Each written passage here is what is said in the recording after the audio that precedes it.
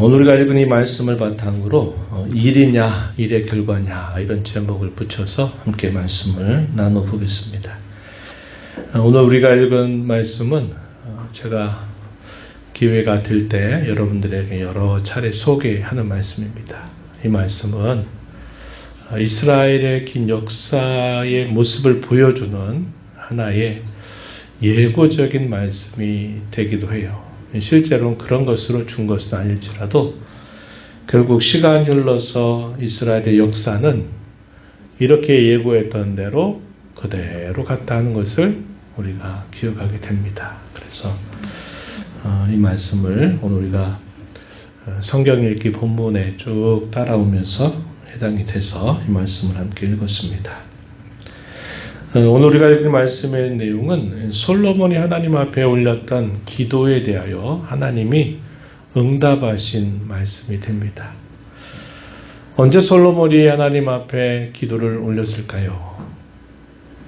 성전을 건축하고 완공하고 난 다음에 소위 봉헌식 혹은 낙성식이라고 부르는 자리에서 감격스럽게 하나님 앞에 간절한 여러 가지 기도를 올린 바가 있습니다. 내용적으로는 그 내용이 열왕기상 8장에 소개가 되고 있죠. 8장에 상당히 긴 분량에 맞추어서 쭉 소개가 됩니다. 그래서 성전을 완공하여 봉헌식을 할 때 감격 가운데 드렸던 간절한 여러 기도들에 대하여 하나님이 응답하신 내용입니다. 우리가 읽기로는 8장에 이어서 9장에 바로 하나님께서 응답하시게 되니까 이 기도에 대하여 하나님이 즉각적으로 응답하셨겠다 이렇게 우리가 생각이 되지만, 그러나 성경을 좀 더 보게 되면 하나님이 이러한 기도를 들으시고서 바로 응답하신 것이 아니었음을 알게 됩니다.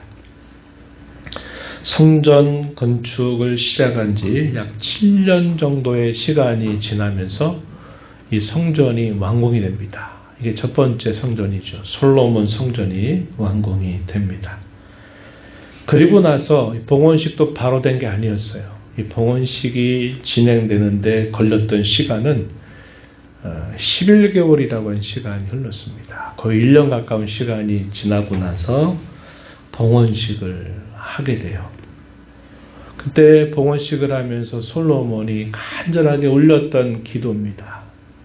하나님께서 우리에게 이 성전을 주셨는데 이 성전을 향하여 이렇게 기도하면 여러 상황들을 다 하나님 앞에 고백을 하면서 이 성전을 향하여 기도할 때 하나님은 우리의 기도를 들으시고 응답해 달라라고 간절한 기도를 올린 것이죠. 그리고 나서 어떤 일이 있었냐면 이 성전을 완공하고 난 다음에 또 그가 그의 왕궁을 건축하게 될 때까지 하나님이 한 번도 솔로몬에게 나타나지 않으십니다. 나타나시게 된 것은 이 일이 마무리되고 난 다음이에요. 그래서 우리가 쭉 추정해 보면 적어도 한 12년 정도의 시간이 흘러서 하나님이 이 봉헌식 때 올렸던 기도를 하나님이 12년이 지나고 난 다음에 응답하셨다는 겁니다. 그래서 우리가 평면적으로 말씀을 볼 때는 8장에 기도했고 9장에 응답하시니까 바로 하나님이 응답하셨구나 이렇게 생각이 되지만, 성경의 다른 여러 구절들을 우리가 입체적으로 정리를 하면은 상당히 오랜 시간이 지나서 하나님이 응답하셨다는 것을 알게 됩니다. 그렇게 오랜 시간이 지나서 하나님이 응답하시는데 그 응답의 내용은 조건적인 성격을 가지고 있었어요. 하나는 긍정적으로 응답해 주신 겁니다. 그리고 또 하나는 부정적으로 응답하신 거예요. 하나님께서 말씀하시는 그 조건에 부합될 경우에는 긍정적으로 내가 이렇게 해주겠다. 그러나 그 조건에 부합이 되지 않게 된다면 내가 너희에게 이렇게 할 것이다 하는 부정적인 응답을 주시게 됩니다. 그래서 이 긍정적인 응답의 내용은 5절에서 우리가 확인하는 것처럼 너의 왕위를 비롯해서 이스라엘의 왕위가 영원히 견고하게 해주겠다라는 그런 약속을 하나님이 응답해 주셨어요. 그리고 반면에 부정적으로 응답하신 내용은 우리가 읽은 마지막 부분에 보게 되면 여호와께서 재앙을 내리실 것이다 이렇게 표현한 것처럼 자기 백성들에게 재앙을 내리실 것이다 이렇게 응답을 하셨습니다. 이 부정적인 응답의 내용을 우리가 7절로부터 계속 살펴보게 된다면 몇 가지 내용들로 정리가 될 수 있겠어요. 첫 번째는 너희가 약속의 땅에서 끊어질 것이다. 무슨 말일까요? 하나님이 약속하시니 가나안 땅으로부터 그들이 결국은 쫓겨나거나 거기서 죽어서 결국은 끊어지게 될 것이다 하는 것이 그 내용 안에 포함되어 있고요. 이어서 성전이라도 던져버릴 것이다 라고 하는 이 충격적인 말씀을 덧붙여 주셨습니다. 이 성전에 관하여서는 우리가 읽었던 앞부분 말씀에 보면은 뭐라고 이야기했느냐 이렇게 말씀하셨죠. 3절에 내 기도와 내가 내 앞에 간구한 바를 내가 들었은즉 나는 내가 건축한 이 성전을 거룩하게 구별하여 내 이름을 영원히 그곳 성전에 두며 내 눈길과 내 마음이 항상 거기 성전에 있을 것이다. 하나님이 이 성전에 대하여 이렇게 소중하게 여기심에도 불구하고 만약에 하나님께서 조건을 그들이 내신 조건들을 이행하지 않게 될 때는 이렇게 귀중하게 여기는 성전이라도 던져버릴 것이다. 내 앞에서 던져버릴 것이다. 이런 말씀을 하신 것입니다. 세상에서 가장 값비싼 집이라고 부를 수 있는 성전이었습니다. 모든 것들이 거의 다 금을 기본적인 재료로 사용해서 가장 값비싼 집을 지은 거예요. 그리고 하나님이 그곳에서 자기 백성들을 만나겠다. 그들에게 말씀하겠다 하신 것이지만 그러나 너희가 만약에 조건을 멸시하게 된다면 이 성전이라도 내가 던져버릴 것이다. 이런 말씀을 하신 것입니다. 그리고 마지막 부분에서는 어떤 말씀을 더 하시느냐. 비방거리 혹은 속담거리, 이야기거리가 되게 할 것이다 하는 겁니다. 이방 사람들에 의해서 많은 조롱과 멸시를 받게 될 것을 말씀하는 거죠. 좋은 일로 사람들에게 칭송을 받는 이야기가 아니라 안 좋은 일로 사람들에게 비방, 웃음거리가 되게 할 것이다. 이렇게 말씀을 하신 것입니다. 그렇다면 그 조건이 어떤 것인가? 오늘 우리가 읽은 말씀 4절과 6절에서 확인되는데 4절을 보시면은 내가 하나님 앞에서 행하고 하나님이 주시는 명령에 순종하며 하나님의 법도와 율례를 내가 잘 지키게 된다면 이스라엘의 왕위를 영원히 견고하게 해줄 것이다. 이렇게 말씀하셨어요.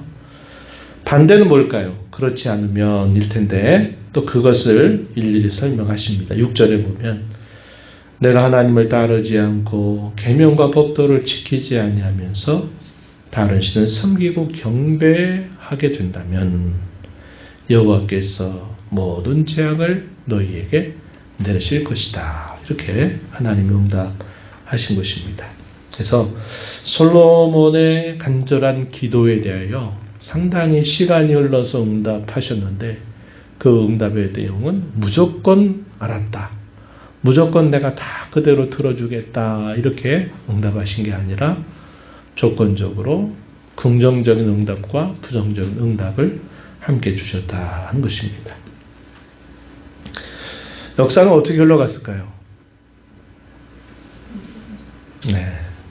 부정적인 응답으로 방향을 잡고 갔습니다. 그래가지고 결국 우리가 아는 것처럼 북쪽 이스라엘 나라는 일찍이 아수르 나라에 의해서 패망을 당해서 열국으로 흩어져 버리고, 남아있었던 유다도 역시 이스라엘이 갔던 그 길을, 그 전철을 밟고 그 길을 답습해 가면서 결국은 세 차례에 걸친 침공 또 포로로 끌려가면서 마지막에 함락을 당하면서 결국은 성전이 무너지고 회파가 되어버리는 그런 결말을 맞게 되고, 그들은 그 땅에서 다 잡혀가지고 바벨론 제국의 포로로 끌려가게 되는 일이 있었다 하는 겁니다.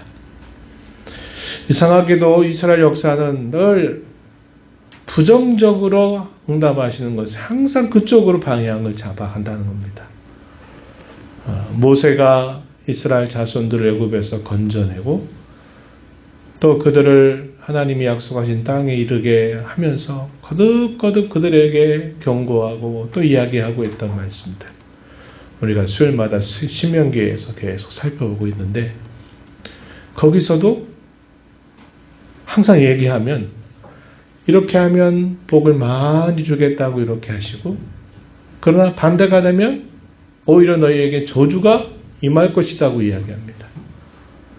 언약을 체결하면서 그 언약의 두 길, 언약을 잘 이행하면 너희가 복을 받는데, 이 복이 얼마나 자신들의 삶의 곳곳마다 세세하게 그 복이 임할 것인가를 약속하다가, 만약에 너희가 이 언약을 저버리고 다른 신을 섬기게 된다면 모든 저주를 너희에게 더할 것이다 라고 말씀해서 복과 저주에 대해서 이야기하시죠. 우리가 잘 아는 신명기 28장, 레위기 26장에서 그 말씀을 하십니다. 신명기 28장은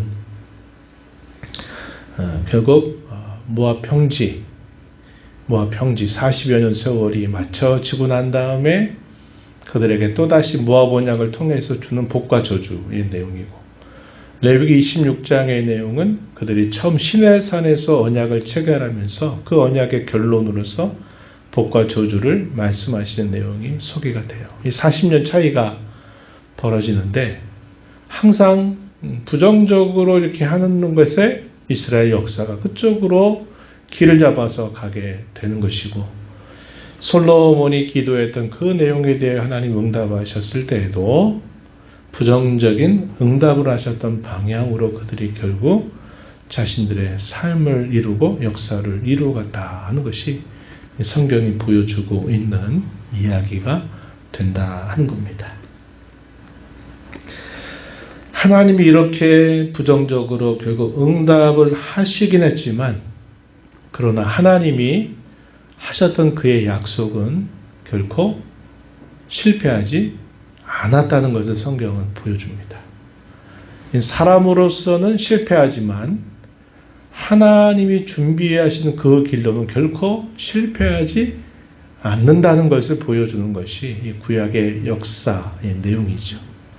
그것은 곧 하나님께서 보내실 예수 그리스도를 통해서 이 일들을 이루신다는 것을 구약 성경에서 예언하고 신약 성경에서 그것을 우리에게 보여주고 있다 하는 것입니다. 우리가 이 말씀을 보면서 우리가 이제 이런 생각을 하게 되는 거예요. 우리가 오늘 제목을 따라서 생각해 보면요, 성전을 건축한 일, 약 7년 가까운 시간 동안 건축했던 이 일들은 정말 큰 일을 한 것입니다. 오래도록 하나님 백성들이 기다렸고 준비했고, 특별히 다윗 같은 경우에 자기가 이 일을 하기를 위해서 필요한 것들을 거의 다 준비를 해놨음에도 불구하고 넌 이거 못한다 하다가 솔로몬이 즉위하게 되면서 이 성전을 완공한 겁니다. 그래서 이것이 굉장히 큰 일을 감당한 것이에요. 그런데 문제는 뭐냐면, 이렇게 감당해서 성전을 완공을 했지만, 그러나 완공하고 난 다음에 그들이 어떻게 했느냐 하는 그 이후의 과정이 또 대단히 중요하다 하는 것을 우리가 배우게 된다는 겁니다. 그래서 성전을 건축한 것도 참 중요하지만 이 성전을 건축하고 난 다음에 그들이 어떻게 하느냐 하는 것은 더욱더 중요하다는 겁니다. 하나님은 솔로몬의 기도를 들으시고 응답하실 때 그걸 보여주는 거예요. 이스라엘 자손들은 7년 동안 거쳐서 완공했더니 성전을 보고 감격하고 기뻐하고 즐거워하고 이제 됐다. 이제 우리가 그토록 바란 일들이 이루어졌다라고 그들이 기뻐하지만 하나님은 그 이유를 말씀하고 계신 겁니다. 너희가 이렇게 앞으로 한다면 그래. 너희가 그토록 기뻐하는 그 성전을 통해서 바라는 것들을 내가 다 이루어 주겠다. 그러나 만약에 성전을 완공하고 나서도 너희가 그 이후에 행하는 너희의 일들이 하나님의 뜻에서 벗어나게 된다면 너희가 했던 이 귀한 일들이 다 소용없는 것이 되고 말 것이다 하는 것들을 하나님이 말씀하고 계신 것입니다.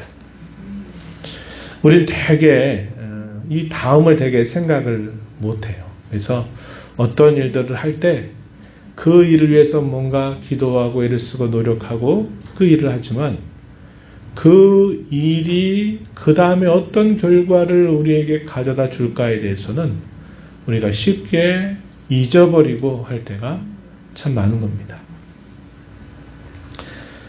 유명한 가수가 아주 큰 콘서트를 계획을 해서 그걸 열심히 준비하고 또 거리 곳곳마다 언제 어디에서 콘서트를 합니다 해가지고 막 또 거리에다가 플랜카드를 이렇게 막 붙여놓고 열심히 그 일을 위해서 준비합니다. 그리고 계속 연습을 해요. 그리고 마침내 콘서트 하는 날이 왔을 때 거기에 모든 것을 다 쏟아붓습니다.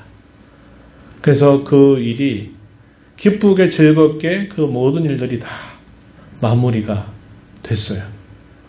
근데 이상하게 사람의 심리는 그 모든 일들이 잘 준비됐고 거기에 모든 걸 다 쏟아부었고 다 잘 되었는데 이상하게 그게 끝나고 난 다음에 그 사람들이 어떤 마음을 느끼냐면 공허함을 느끼고 그 빈자리가 또 아쉽고 그러면서 사람들이 그 빈 마음을 어떻게 주체하지 못하니까 적지 않은 사람들이 마약에 접촉을 하게 되고 그러면서 그 무대가 끝나고 난 다음에 결국 여러 가지 유혹들을 결국 이겨내지 못하면서 이렇게 망치게 되는 이런 일들이 간간히 있다는 겁니다.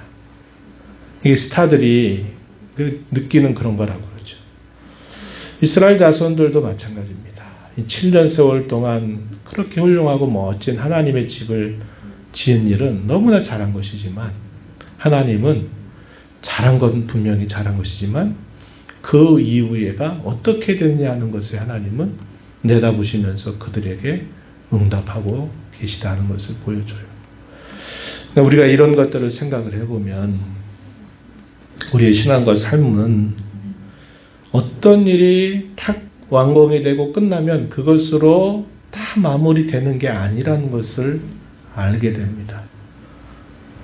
그것은 또 하나의 갈림길 앞에 서는 일이다 하는 것을 성경은 보여주고 있는 겁니다.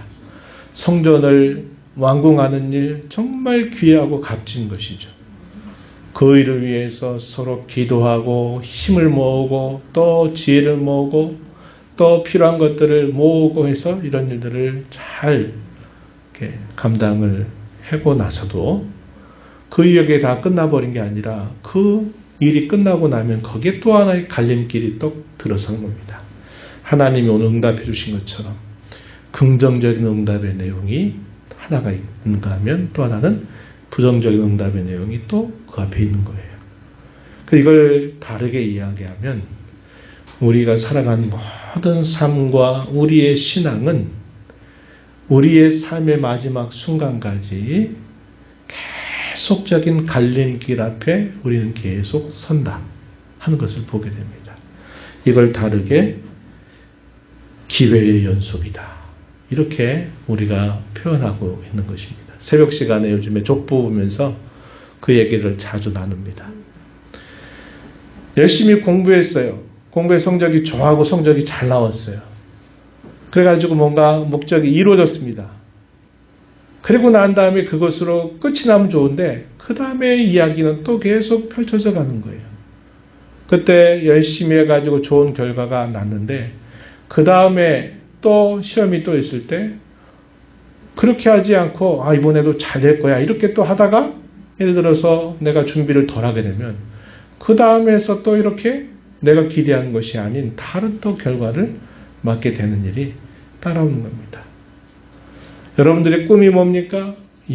내가 이런 꿈을 꾸고 이렇게 되기를 원합니다. 그래서 그 꿈의 자리에 도달하기 위해서 많이 애를 쓰고 노력을 해서 거기에 도달해요. 그럼 도달하고 난 다음에 그럼 모든 것이 다 끝나야 되는데 우리 인생은 그것으로 끝! 됐어. 이렇게 되지 않는다 이 말이에요. 그 일이 있고 난 다음에 또 계속 이어지는 시간이 우리에게 주어져요.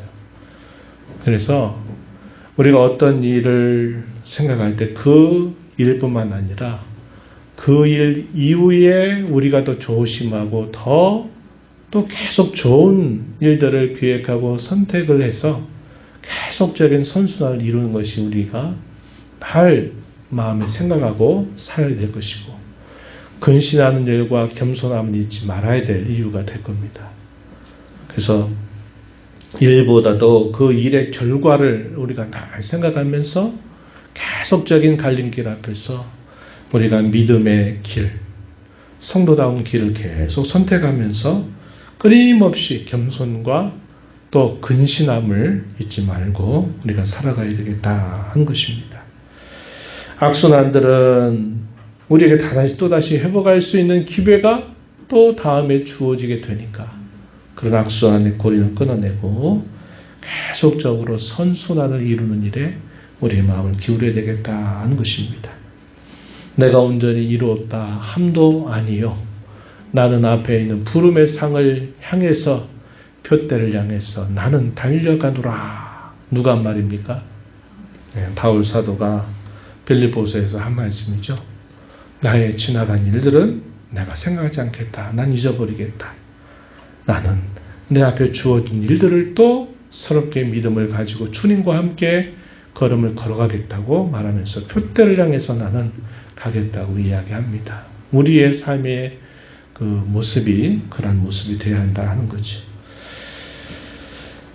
성전이라도 던져버린다 하는 그 말씀 속에 하나님이 뭘 그들에게 깨우치시느냐 할 때 눈에 보이는 성전보다 더 중요한 게 있는데 그게 뭐냐면 바로 하나님과의 친밀한 관계라는 겁니다. 하나님과의 친밀한 관계가 단절돼 버리고 성전만 그들에게 있다 하는 것은 하나님이 오실 때는 그것은 가치가 없다는 겁니다. 그래서